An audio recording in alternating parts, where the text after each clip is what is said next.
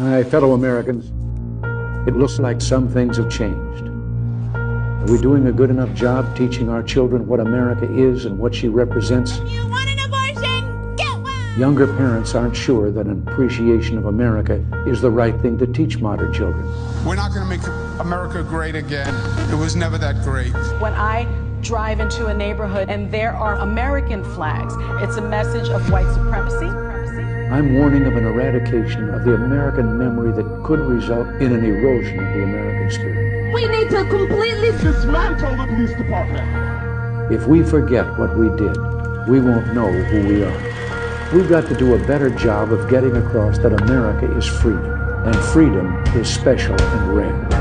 Freedom of speech, freedom of religion, freedom of enterprise. As long as we remember our first principle and believe in ourselves, the future will always be ours. Ours was the first revolution in the history of mankind that truly reversed the course of government, and with three little words: we the people.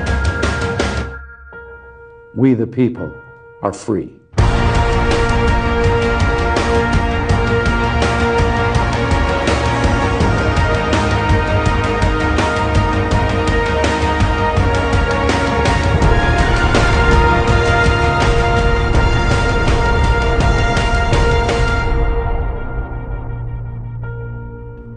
Once you begin a great movement, there's no telling where it'll end.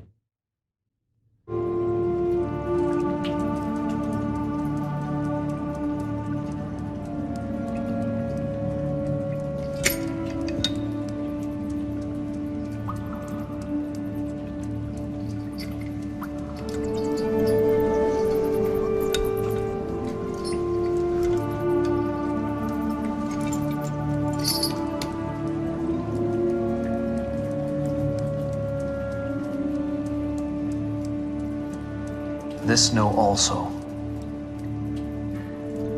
that in the last days perilous times shall come. Men shall be lovers of their own selves, covetous, boasters, proud, blasphemers, disobedient to parents, unthankful, unholy, without natural affection, truce breakers, false accusers,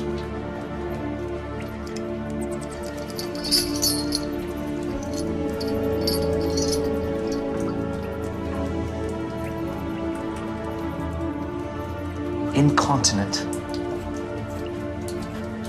fierce,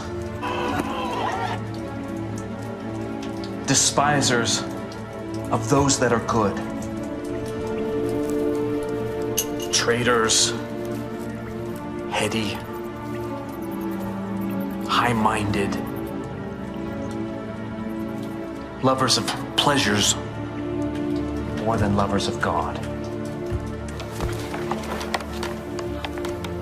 Having a form of godliness, but denying the power thereof. From such turn away.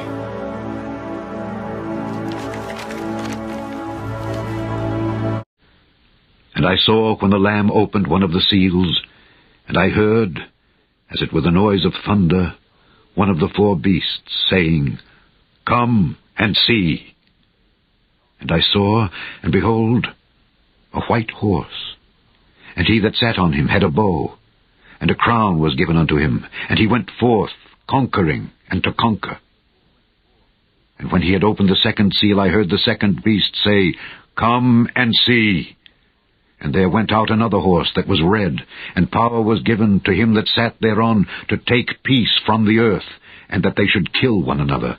And there was given unto him a great sword. My well-beloved hath a vineyard in a very fruitful hill, and he fenced it, and gathered out the stones thereof, and planted it with the choicest vine, and built a tower in the midst of it, and also made a winepress therein. And he looked that it should bring forth grapes. And it brought forth wild grapes. And now, O inhabitants of Jerusalem and men of Judah, judge, I pray you, betwixt me and my vineyard. What could have been done more to my vineyard that I have not done in it? Wherefore, when I looked that it should bring forth grapes, brought it forth wild grapes. And now go to, I will tell you what I will do to my vineyard. I will take away the hedge thereof, and it shall be eaten up, and break down the wall thereof, and it shall be trodden down, and I will lay it waste. It shall not be pruned nor digged, but there shall come up briars and thorns. I will also command the clouds, that they rain no rain upon it. For the vineyard of the Lord of hosts is the house of Israel, and the men of Judah his pleasant plant. And he looked for judgment, but behold, oppression, for righteousness, but behold, a cry. Woe unto them that join house to house, that lay field to field, till there be no place, that they may be placed alone in the midst of the earth. In mine ears, said the Lord of hosts, of a truth many houses shall be desolate, even great and fair, without inhabitant. Yea, 10 acres of vineyard shall yield 1 bath, and the seed of an homer shall yield an ephah. Woe unto them that rise up early in the morning, that they may follow strong drink, that continue until night, till wine inflame them. And the harp and the viol, the tabret and pipe and wine are in their feasts, but they regard not the work of the Lord, neither consider the operation of his hands. Therefore my people are gone into captivity, because they have no knowledge. And their honorable men are famished, and their multitude dried up with thirst. Therefore hell hath enlarged herself, and opened her mouth without measure, and their glory, and their multitude, and their pomp, and he that rejoiceth shall descend into it. And the mean man shall be brought down, and the mighty man shall be humbled, and the eyes of the lofty shall be humbled. But the Lord of hosts shall be exalted in judgment, and God that is holy shall be sanctified in righteousness. Then shall the lambs feed after their manner, and the waste places of the fat ones shall strangers eat. Woe unto them that draw iniquity with cords of vanity, and sin, as it were, with a cart rope, that say, Let him make speed, and hasten his work, that we may see it, and let the counsel of the Holy One of Israel draw nigh and come, that we may know it. Woe unto them that call evil good, and good evil, that put darkness for light, and light for darkness, that put bitter for sweet, and sweet for bitter. Woe unto them that are wise in their own eyes, and prudent in their own sight. Woe unto them that are mighty to drink wine, and men of strength to mingle strong drink, which justify the wicked for reward, and take away the righteousness of the righteous from him. Therefore, as the fire devoureth the stubble, and the flame consumeth the chaff, so their root shall be as rottenness, and their blossom shall go up as dust, because they have cast away the law of the Lord of hosts, and despised the word of the Holy One. It's just a mask, you guys. Don't be a jerk. It's for the greater good. It's just a vaccine, you guys. Don't be a jerk. It's for the greater good. In 4 months, the U.S. has almost transformed into an obedient socialist country. The government dictated what social events were acceptable to attend. Violent protests that instill fear are okay. Church services, family funerals, and patriotic celebrations are, however, dangerous. And most of you bought it without a fight. Standing in a graduation line is a safety hazard. Small businesses were forced to close, but crowds to support the corporate money machine like Walmart, Lowe's, and Home Depot are allowed. Come on, it's just a mask and safety precautions. How about a little hush money? Here's $2,400 that we stole out of your paycheck in the first place. Use it to buy something from a big corporation. Cash is dirty. We can't give change. There's a coin shortage. Use your card, unless there is a cash tip jar. In 4 months, they have convinced you to use a traceable card for almost everything. In less than 4 months, governments have closed public schools, then restructured education under the guise of public safety. In less than 4 months, our government demonstrated how easily people assimilate to guidelines that have no scientific premise whatsoever because they were fearful. In less than 4 months, our government successfully instilled fear in the majority of the population of America that allows them to control every aspect of your life, including what you eat, where you go, who you see, and how much toilet paper you buy. And the most dangerous and terrifying part is that people are not afraid of this government who removed their freedom. They're afraid of their neighbors, family and friends, and they hate those who won't comply. It's absolutely terrifying to me that people don't question authority. They are willing to surrender their critical thinking skills and independence. They just gave up without thinking, without a fight. Do you know what's coming next? It's just a vaccine. Come on. It's for the greater good. Wait until you're told that you can't enter any store or business without proof of the vaccine. Wait until you can't go to public events or get on a plane without proof of receiving the vaccine. Don't think it's possible? You've already allowed the government to say when you can go outside and when your children can take part in a new digital education, and this was just in the last 100 days, and you followed blindly because you were told to do so. You're kidding yourself if you think this mass behavior won't be repeated with a vaccine or whatever the next step is. See, their morals, their code, it's a bad joke. Dropped at the first sign of trouble.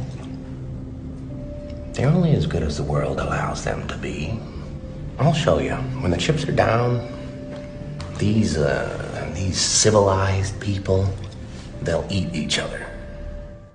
Once they have popular control, they have the masses. I'm sure there are many people who know that they should do something, but it's always been easier to ignore it than fight back. We've seen it in other countries throughout the years, but it could never happen here in America, right? They have you without a thought, without a fight. Just about everyone around you and everyone walking the streets right now gave in and went with the herd. They didn't do this because they were afraid, they did it because they were lazy. Being lazy is always easier and is built on compromise. This time, however, is different. Sure, you're comfortable sitting on your couch watching streaming movies, but consider this. Outside your house, almost nothing is happening. There are almost no sports anywhere. The city basketball courts are empty. The park baseball fields are empty. Soccer fields, skateboard parks, volleyball courts, nothing is being used. And the professionals, the one who gets paid to play these games for a living, they are scrambling for answers. How exactly do you not pack people into a stadium or arena and still make money? No box seats, no concessions, no place to walk up and buy a ticket, a reduced schedule, and if you have an enclosed stadium, you are screwed. You get nothing. Almost every musical group in the world right now is stuck in a studio, working on albums that they can release but can't tour to promote. How does that work? And it goes much further than thousands of fans who aren't allowed into arenas. Every celebrity who has a talk show with a studio audience is on hold, and all of these groups are interconnected. Big budget movies, as you knew them, are currently dead. Not because the studios can't break virus protocols and put film teams together. The movie theaters have been crippled for months. As long as the perceived virus threat exists, they won't be able to open at even half capacity. Oh, and the only way theaters turn a profit is from popcorn and soda, which they can't sell you. Every school from primary to university is currently lost at sea with no compass. No one has a clue how to open their institutions without breaking protocol because their systems were literally designed to pack as many kids into one place as possible. Everything from small classrooms to lunchrooms to gymnasiums were built with the exact opposite of social distancing in mind. How in the hell do you reverse that and educate at the same time without rebuilding all the schools from scratch? You don't. They don't have the money or time. The ideas being floated around now literally turn an average school into a social distance circus. Temperature checks at the door, no changing rooms, eat lunch at your desk, designated bathroom breaks, no sports, no assemblies, no buses, no dances. You come in, you sit down, you shut up, you leave. It all sounds like a dystopian movie, but it isn't. It's very real, and by the way, how do you convince any kid under 4th grade not to be next to other kids? And don't get me started on churches. Almost all of them went down without a word of protest. For the greater good, of course. How did they do it? How did the powers that rule this world accomplish all this and much more? They told you that there was a threat, and you believed them. They first told you that masks were useless. Then a month later, they said that masks were life-saving. They said that social distancing was critical. If you had a party at your house, they could invoke contact tracing and fine you.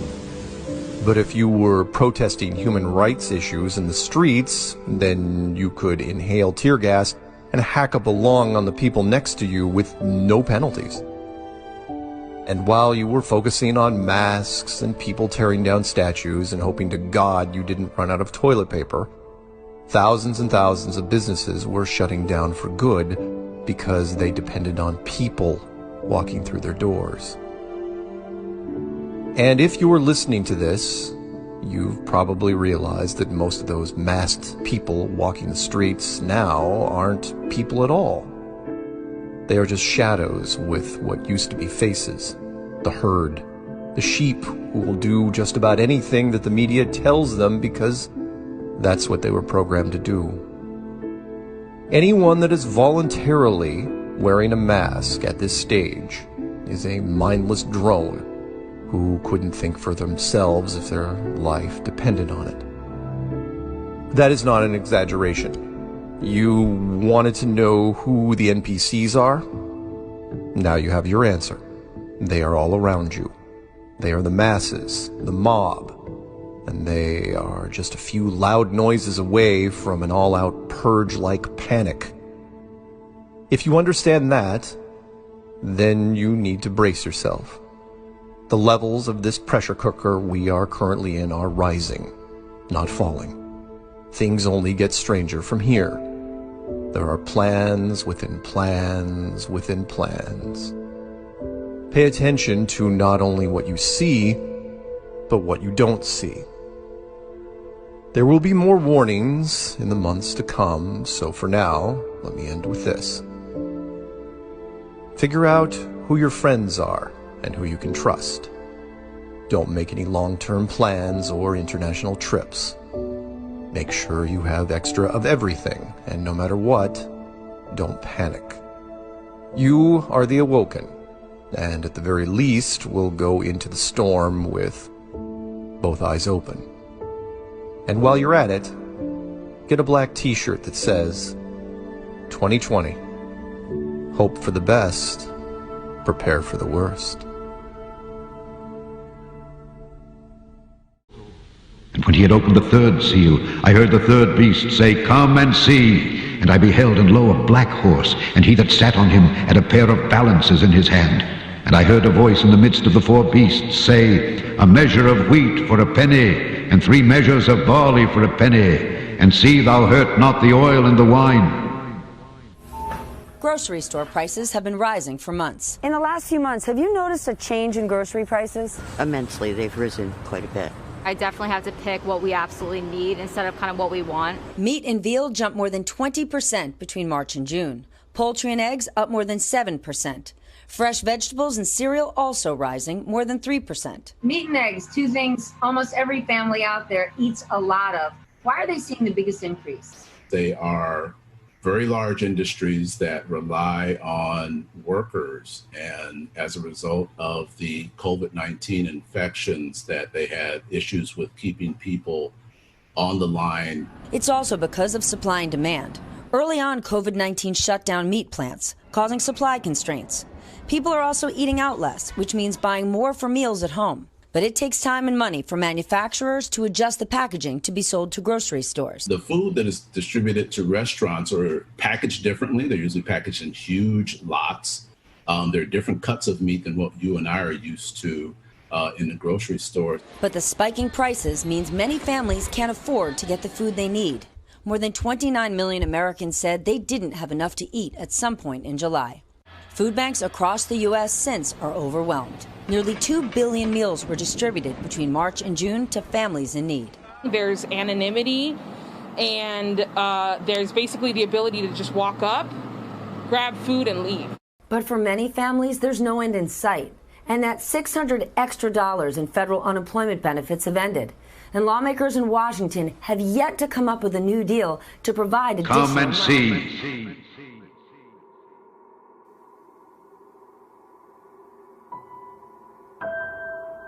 Come and see.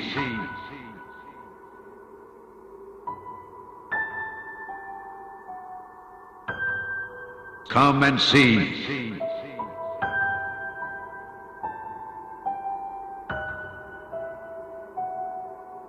Come and see.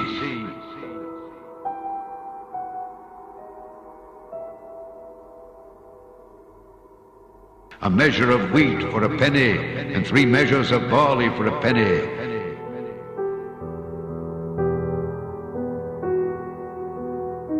A measure of wheat for a penny, and 3 measures of barley for a penny. Come and see.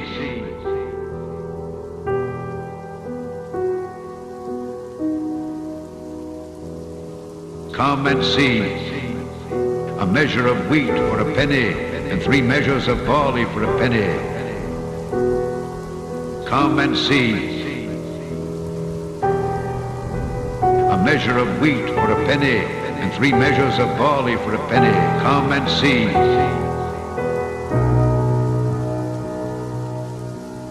A measure.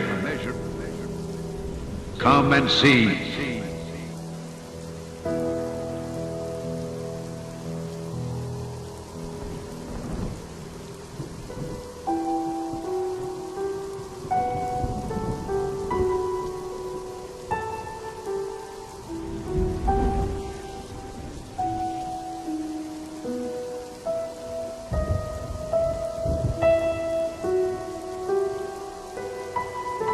A measure of wheat for a penny, and 3 measures of barley for a penny. Come and see.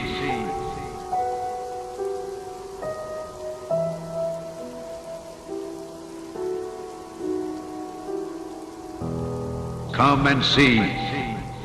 A measure of wheat for a penny, and 3 measures of barley for a penny. Come and see.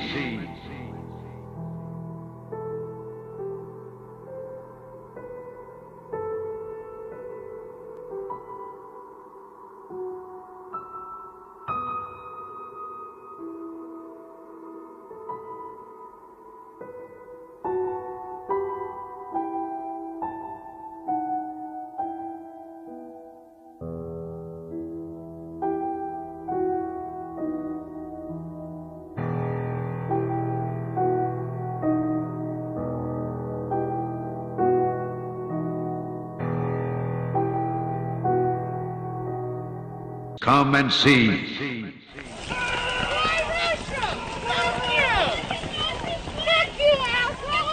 You see all these cops flying down the street, running, trying to clear everything out? What do you think is going to happen when every other American household feels obligated to have to do that to protect their livelihood and their kids? People that ain't the police. What are you gonna do? Call the police? No. You didn't say fuck the police. I'm being serious. This is not for YouTube clicks. I'm being for real. You think it looks bad out here now? It's gonna look really bad. And I'm not saying white people versus black people. I'm talking about every pro-American that is sick of destruction. Don't matter what their religion is. Don't matter what their skin color is. Bro, and there's a lot of different religions and a lot of different skin colors that do not want this kind of shit in their neighborhood. And when this shit starts spreading, you really think every American around here is going to sit around and let it happen? No. No. And if you think there's only one color of pro-American, you are tripping, bro. Because there's all kinds of different pro-Americans that like sending their kids to school without the possibility of their fucking school getting caught on fire. Shit needs to simmer down. If it don't, honestly, I don't know, dude. I don't know. This shit is escalating quick. I suggest people start social interacting a little better, getting to know each other a little better. And y'all fucking hate groups is what I call y'all. Y'all need to pipe the fuck down, dude. Big time. Big time, dude. If y'all give a fuck about y'all's communities, like y'all say y'all do, I would pipe down a tad bit. Because this thing got out of hand. This ain't even protesting no more, bro. This is straight up riots.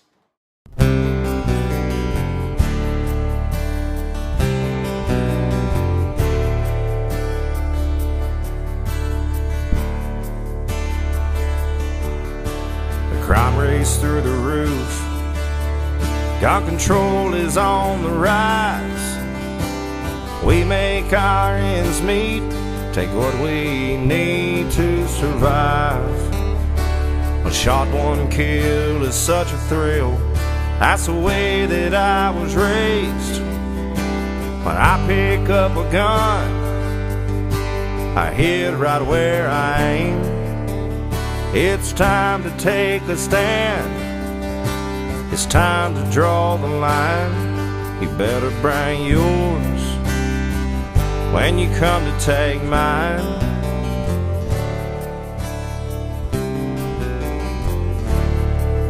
Granddaddy taught my daddy how to hunt and how to fish, how to be a man. Don't take any shit. Raised up on the good book, learned about the land. They grew what they ate, they didn't get it from Uncle Sam. It's time to take a stand. It's time to draw the line. You better bring yours when you come to take mine.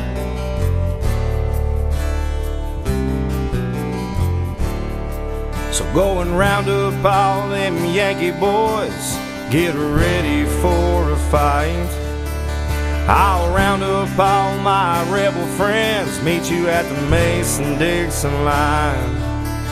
'Cause the South is gonna rise again, and we're gonna kick your ass this time. You better bring yours when you come to take mine.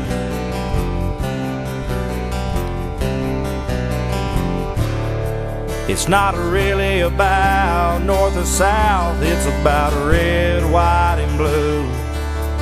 I'll fight beside any Yankee man if he feels like I do. Everyone's in on the Great Reset. Well, almost everyone. There's one guy who's got the power to do something to stop it, and you know exactly where I'm going. And they made a mistake. They tried to get Trump on their side, so they invited Donald Trump to Davos, I think a couple of times. But in January, when Donald Trump, I think, really began to see the beast that he was up against, he went to Davos, to the World Economic Forum, and he stuck a mega finger in their eye. We're committed to conserving the majesty of God's creation and the natural beauty of our world.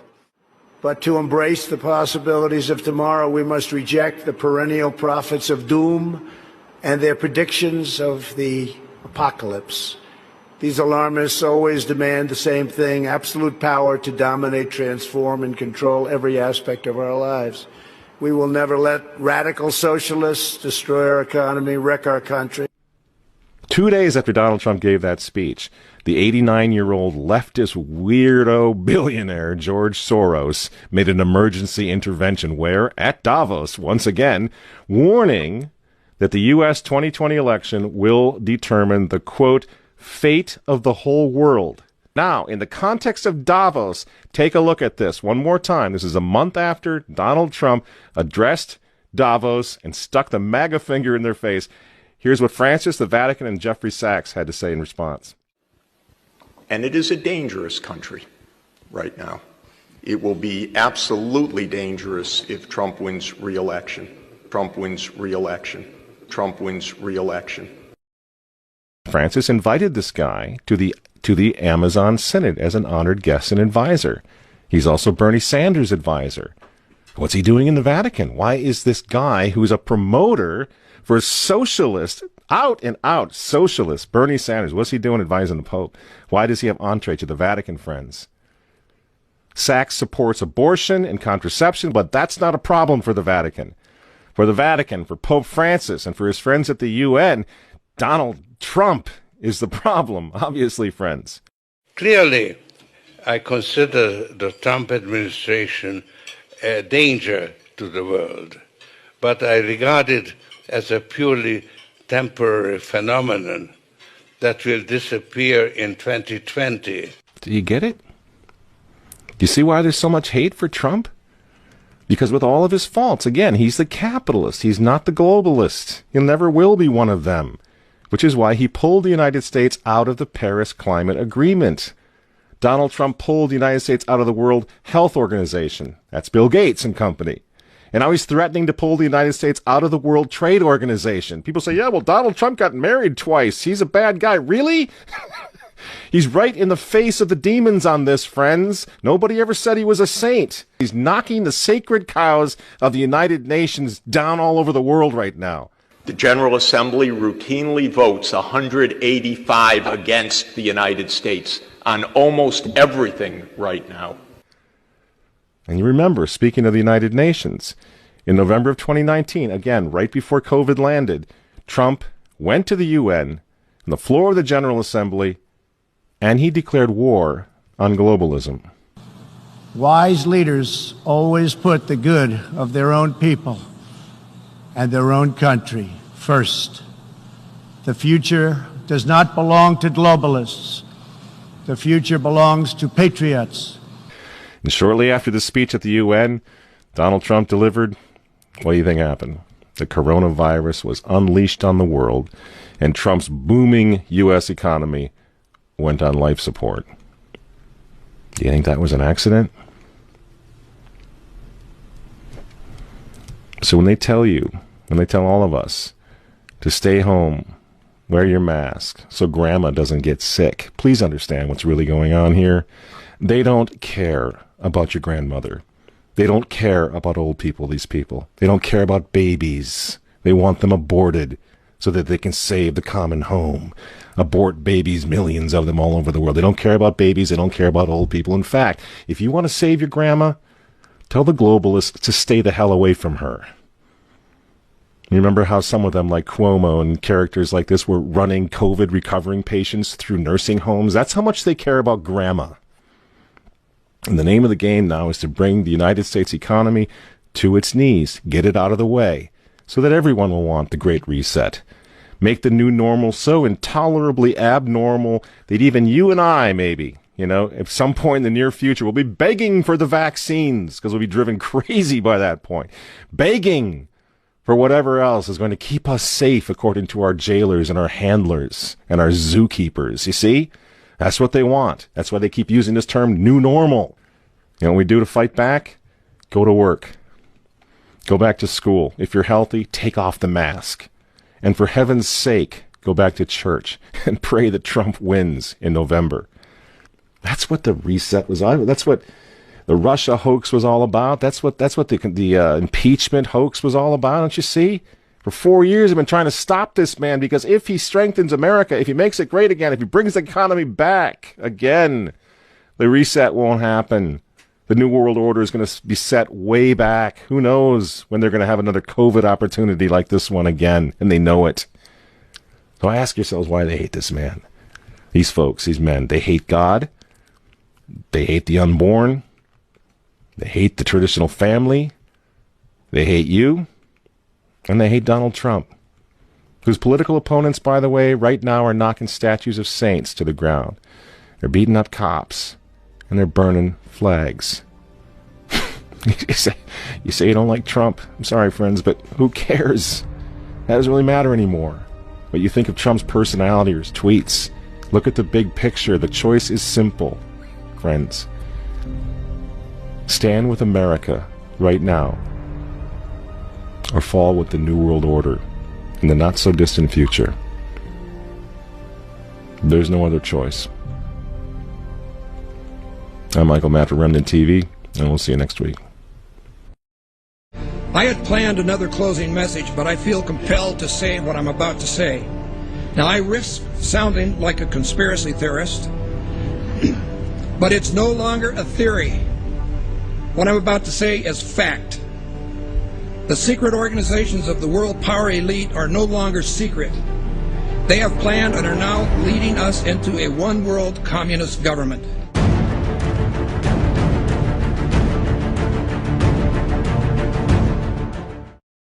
Executive order signed by President Obama has sparked controversy on both sides of the political aisle. The National Defense Resources Preparedness Executive Order was signed quietly Friday night. It gives the president the power to control U.S. resources. The Rules Committee is going to meet in the House. They are going to come up with a rule that makes it okay for them to do a same-day bill. So they'll pass this rule. It's, believe it or not, called martial law. This would give the President of the United States the authority to declare basically martial law during times of peace. There are new disturbing developments out of Washington tonight regarding the president's belief that he has the legal authority to assassinate U.S. citizens. Incredibly enough, it appears that our commander-in-chief actually believes that authority exists not only on foreign soil, but right here on American soil as well. But Senators McCain and Levin have added this legislation which would authorize the president to declare the entire United States of America, all 50 states and all territories, to be a battlefield, even though there's no battle, thanks be to God, going on here. War on terror is different. And that would authorize him to use commander-in-chief authority in the United States, to use the military to arrest people in the United States who, in the president's opinion, are enemies of the country. Particularly to hear President Obama claim the power to keep people in prison indefinitely with no charges against them, no conviction, no sentence, just imprisonment. Yep. And those people who have been yelling, oh, the UN's going to take over global conspiracy government. Theorists. They've been crazy, but now they're right. Yeah, well, when Geithner said he would be open to the idea of a global currency last week, those conspiracy people had said and suggested that for years. Right. You're not wrong. And when massive foreign trade deals are made, they are done in U.S. dollars, which serves as the world's reserve currency. Now the UN is backing a plan to change all of that and create a new global currency. There is a global meltdown coming. It is a global depression, and one world currency and one world financial system is the end game. China said last week they want one global currency. France said yesterday or the day before that they want one world order, a new world order, at the end of this event. U.S. State Department, the Federal Reserve, even the EPA are sending billions of dollars overseas, and many economic and political decisions made in the United States just don't benefit us. They benefit a would-be one-world government. Because of the programs like this and just the fiscal conditions that we're in, it feels like there's a greater sense of urgency to get to that one-world government. Do you feel like the Obama administration may actually be hitting the gas rather than the brake pedal when it comes to this? To answer your question, absolutely. I think Obama's got his foot on the gas pedal and is going full speed ahead with taking us towards a global government. Oil looks higher, gold looks higher, currencies look weaker, all for the reasons that we talked about before. I mean, you've got huge wage disparities. I don't know how that inevitably resolves itself. It may resolve itself in some type of a global currency crisis.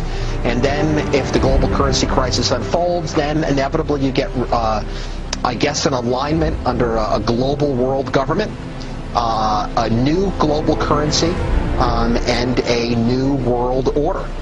If the feds do not stop the wild spending and do not reform Medicare and Social Security, the U.S. dollar will collapse. That means that all of our savings, all of our investments, our homes, and everything else will blow up before our eyes. We got plenty. Ken Atkins now makes sure he keeps a handful of change in his car at all times. That's because he recently stopped in for a snack and a Coke and learned the cashier had no change, none at all. I got up there, it was like $4.35, and I handed her a $5, and she says, I can't give you change. Why? Yep, the pandemic. She pointed at this sign on the register that said, because of COVID-19, there's a shortage of change. Frustrated, he ended up paying $5 for his $4.45 snack. People come in with their money to buy and then they don't get a change. It's something that is bad. I mean, I wouldn't want that to happen to me. There are a lot of theories as to why coins have disappeared this year. One of them is that a lot of people don't like touching them out of fear of catching COVID. I have a habit that I go home at night and take whatever's in my pocket out and throw it into my jug on the dresser top. Brad Kirilloff owns a chain of coin shops. He never expected everyday coins to become rare, but says the pandemic has affected production lines, just like with toilet paper and beef. The mint closed down for some time during the COVID crisis, so it put them behind on production. The Federal Reserve also blames the 2-month shutdown of banks, bus lines, and laundromats. The biggest coin users.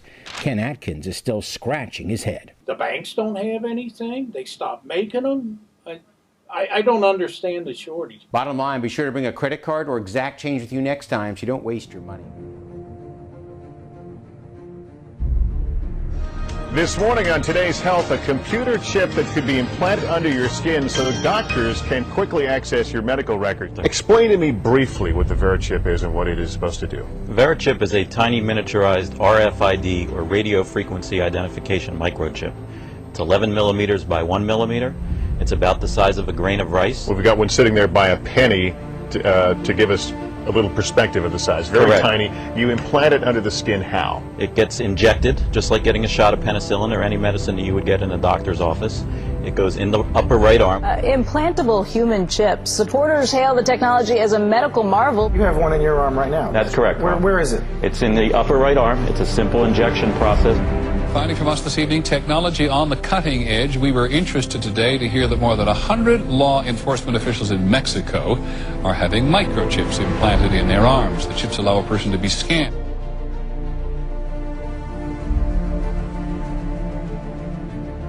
The ultimate goal that these people have in mind is the goal to create a one world government run by the banking industry, run by the bankers. The whole agenda is to create a one world government where everybody has an RFID chip implanted in them.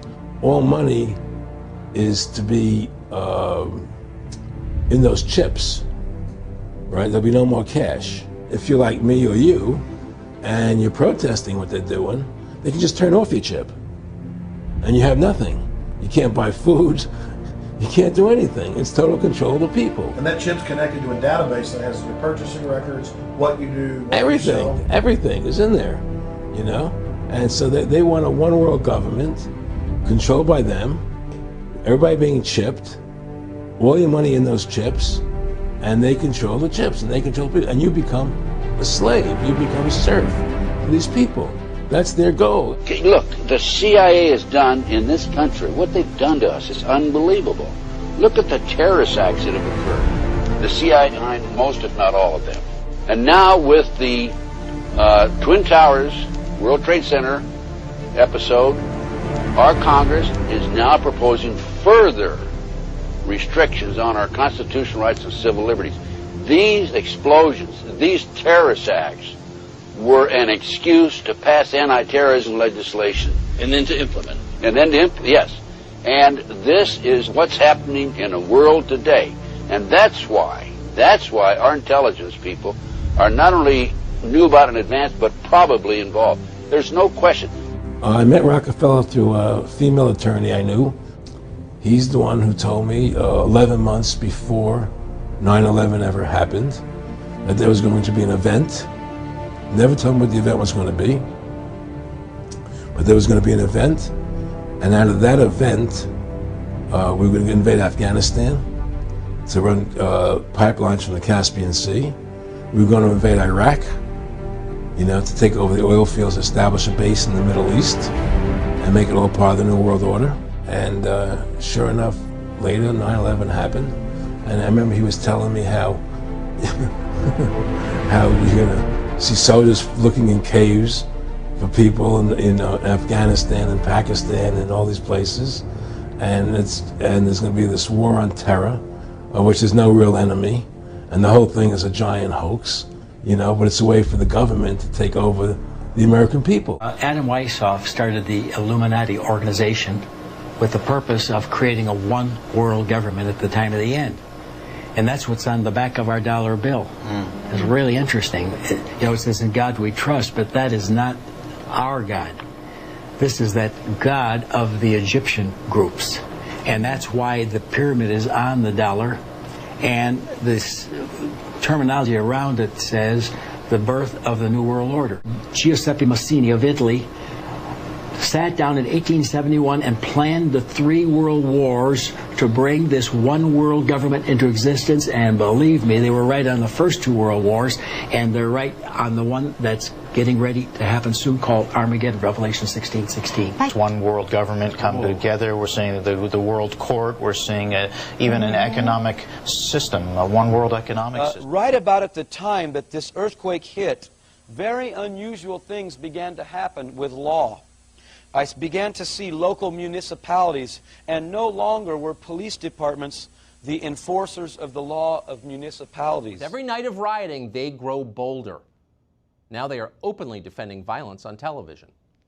People are worried about the protesters and the looters, and it's just people who are frustrated. They are frustrated, and they are angry, and they are out there, and they're upset. You shouldn't be taking televisions.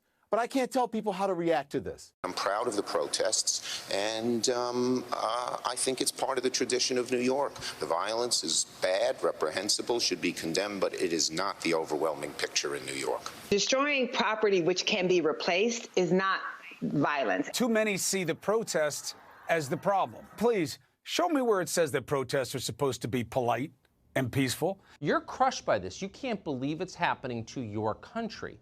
But for the people you just saw, the real problem is that the rioting in some rare places is being stopped by police. And their aim is to fix that. They would like to eliminate all law enforcement for good. Hard to believe, but it's not just there. In the city of Los Angeles, Mayor Eric Garcetti looks out across the worst rioting in the nation's second largest city in a generation, in almost 30 years. His conclusion? We need far fewer police. It could have been better if they hadn't been there. Garcetti has announced he's going to cut funding for law enforcement. I want you to know we will not be increasing our police budget. How can we at this moment? Our city, through our city administrative officer, identified $250 million in cuts so we could invest in jobs, in health, in education, and in healing. And that those dollars need to be focused on our black community here in Los Angeles, as well as communities of color and women and people who have been left behind for too long. And will this involve cuts? Yes, of course, to every department, including the police department. But military police driving very unusual looking vehicles that I now know to be called Humvees. These vehicles that I saw were black, and the top here was hard, but this part right here, see how this comes down? This was not a hard back end here. This was a canvas, or like a Jeep. You ever see the Jeeps, without the hard tops? It was canvas here, and there was a man standing in the back. They were wearing very unusual outfits, by the way. They were wearing black uniforms and blue ball caps or blue helmets. The man that was standing in the back here was wearing a blue helmet. There was a big radio antenna or some sort of a device here and a flag on the other side. And this guy was standing up here, and it looked like he had some big gun standing here. These guys were everywhere. The U.S. is asking the United Nations, a cesspool of political bias, to come into the United States and investigate us on human rights. We look so ridiculous in the eyes of the world right now. This isn't just insane, this is dangerous. They should tell that rapporteur to pack his bags and head straight to China, where China is committing genocide against religious and ethnic minorities. They should not be coming to the United States, and it's disgraceful that Joe Biden and Tony Blinken have asked them to do so. Lawrence, your top thoughts on this? No. I mean, how about y'all clean up your own house before y'all start worrying about America? Like I said in the earlier segment, the people in Cuba have the American flag because they want liberty. We see it. People are coming to America for a reason. How about y'all clean up the UN Security Council? How about you go after China? At the same time I saw this, I saw street light standards, the kind like we have in California that really, you guys are still kind of old-fashioned out here. You have those wires that go across intersections with old lights hanging on. We have these huge standards that hang out.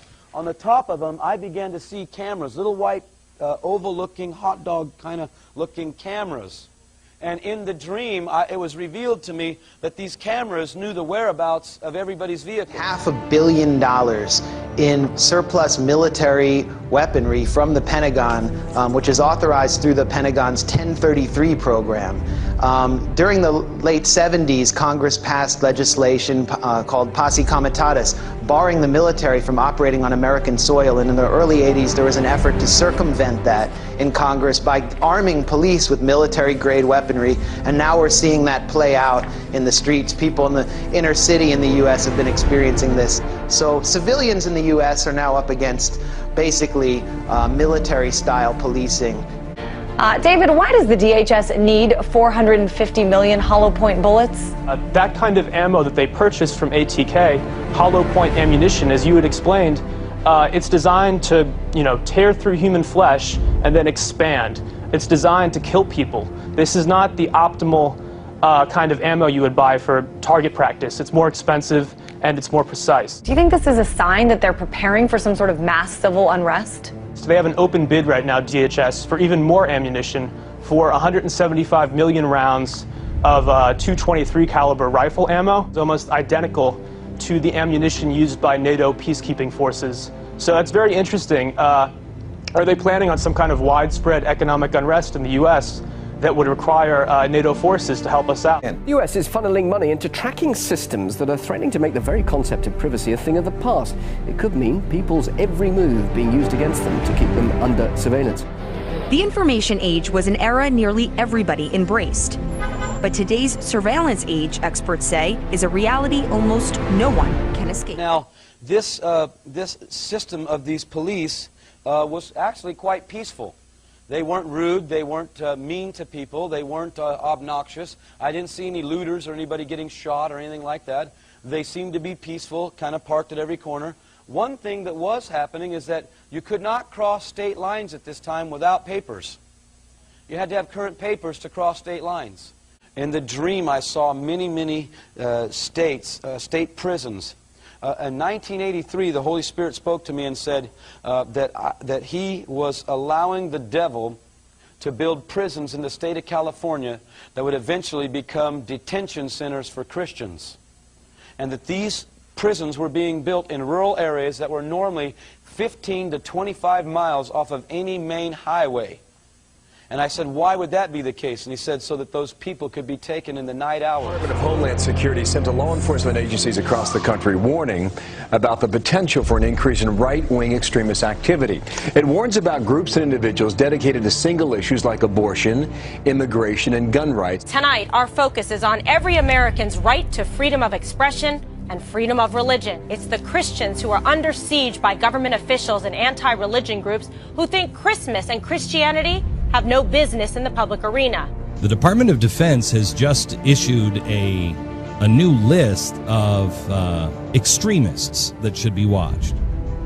And on that, in fact, number one, past the Muslim Brotherhood and past Hamas, Hezbollah, number one, evangelical Christian. When we were being interrogated, the mind control was phenomenal. It wasn't like any human could do in an interrogation. My mind began to really be swept with anxiety and fear. And then because my wife and this older gentleman kept being very bold and kind of in your face with them, they took us out and they took us into this very, very long corridor. In this corridor was thousands of people lined up. The corridor, it seemed to be at least 100 yards long, probably longer. But in my ability, in depth perception in the dream, it was a long, long line of people. And every 5 or 6 minutes, these people would walk forward and take a step. We had been in this line for a long time when people would barge in through the doors on the side of this corridor and begin to grill people and tell them to renounce their faith. They would never use the name Jesus. They would never use the name Jesus Christ. They would never use the name God. But they would say, you should renounce your faith in Him while you can still live. And your faith is empty. And it was a blasphemous kind of challenging that these people were bringing against the people in the line. And every so often somebody would crack. They would just collapse and they would drag them away and they would renounce their faith in Christ. It made me very, very uneasy to be in this line because I wasn't quite sure what they were going to do to us. I wasn't sure if they were going to put us in prison or maybe beat us up to scare us or what. It wasn't made clear yet to us. Eventually, we made it through a battery of 3 double doors. After the last double door, we were put into like a holding cell kind of a room. And there was the old man in the front of the line, my wife, and then myself. And they opened the doors very quickly and took this older gentleman into the room. And I don't know what happened to him at this point of the dream because they shut the doors very quickly. 6 minutes or so later, they opened the doors, this time wide open, and what I saw was the most empty feeling I think I've ever experienced in my whole life.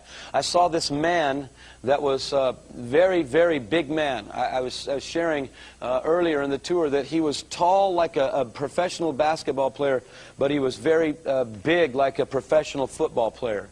He was an extremely large man, and he had a big hood, like a satin hood, over his head with eye holes to see out of. My wife was in front of me, and they began to tell her she could renounce her faith and live. And now I realized what was happening because this man was standing there with a huge sword. It was a very, very frightening-looking sword. And then I saw this table that was a little bit longer than the average human being and a little bit wider. And my wife said she wasn't going to renounce her faith in Jesus. She began to preach powerfully. And, you know, I wish even today I was as bold as her right now, because I'm not. And she began to just rebuke the devil and you name it. I mean, she was doing it. And so they got angry and strapped her down on this table. By the way, it was like this, face first. So she was looking up to the sky with this man standing behind her with this sword. He took the sword and chopped her head right off, right in my presence. I saw it. I don't want to tell you that I want this to happen to my wife. I don't know if this will happen. I've never heard clearly God tell me that I would die as a martyr yet. I know that everything in the dream so far has transpired almost exactly as I saw it. Therefore is the anger of the Lord kindled against his people, and he hath stretched forth his hand against them, and hath smitten them, and the hills did tremble, and their carcasses were torn in the midst of the streets. For all this his anger is not turned away, but his hand is stretched out still. And he will lift up an ensign to the nations from far, and will hiss unto them from the end of the earth. And behold, they shall come with speed swiftly. None shall be weary nor stumble among them. None shall slumber nor sleep. Neither shall the girdle of their loins be loosed, nor the latchet of their shoes be broken. Whose arrows are sharp, and all their bows bent. Their horses' hoofs shall be counted like flint, and their wheels like a whirlwind. Their roaring shall be like a lion. They shall roar like young lions. Yea, they shall roar, and lay hold of the prey, and shall carry it away safe, and none shall deliver it. And In that day they shall roar against them like the roaring of the sea. If one look unto the land, behold darkness and sorrow. The light is darkened in the heavens thereof.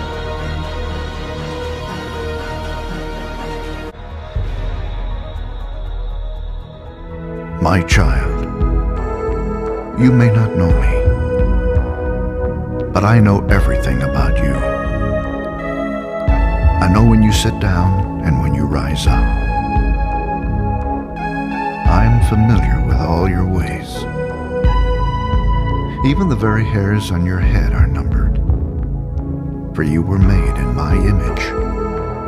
In me you live and move and have your being, for you are my offspring. I knew you even before you were conceived. I chose you when I planned creation. You were not a mistake, for all your days are written in my book. I determined the exact time of your birth and where you would live. You are fearfully and wonderfully made. I knit you together in your mother's womb and brought you forth on the day you were born. I have been misrepresented by those who don't know me. I am not distant and angry, but am the complete expression of love. And it is my desire to lavish my love on you, simply because you are my child and I am your father. I offer you more than your earthly father ever could, for I am the perfect father. Every good gift that you receive comes from my hand, for I am your provider and I meet all your needs. My plan for your future has always been filled with hope, because I love you with an everlasting love. My thoughts toward you are countless as the sand on the seashore, and I rejoice over you with singing. I will never stop doing good to you, for you are my treasured possession. I desire to establish you with all my heart and all my soul, and I want to show you great and marvelous things. If you seek me with all your heart, you will find me. Delight in me, and I will give you the desires of your heart, for it is I who gave you those desires. I am able to do more for you than you could possibly imagine, for I am your greatest encourager. I am also the Father who comforts you in all your troubles. When you are brokenhearted, I am close to you. As a shepherd carries a lamb, I have carried you close to my heart. One day, I will wipe away every tear from your eyes, and I'll take away all the pain you have suffered on this earth. I am your Father, and I love you even as I love my Son Jesus. For in Jesus my love for you is revealed. He is the exact representation of my being. He came to demonstrate that I am for you, not against you, and to tell you that I am not counting your sins. Jesus died so that you and I could be reconciled. His death was the ultimate expression of my love for you. I gave up everything I loved that I might gain your love. If you receive the gift of my Son Jesus, you receive me, and nothing will ever separate you from my love again. Come home and I'll throw the biggest party heaven has ever seen. I have always been Father, and will always be Father. My question is, will you be my child? I am waiting for you. Love, your dad, Almighty God.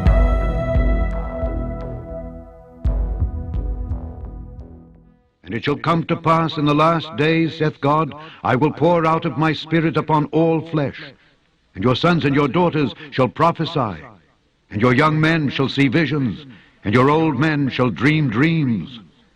And on my servants and on my handmaidens I will pour out in those days of my Spirit, and they shall prophesy.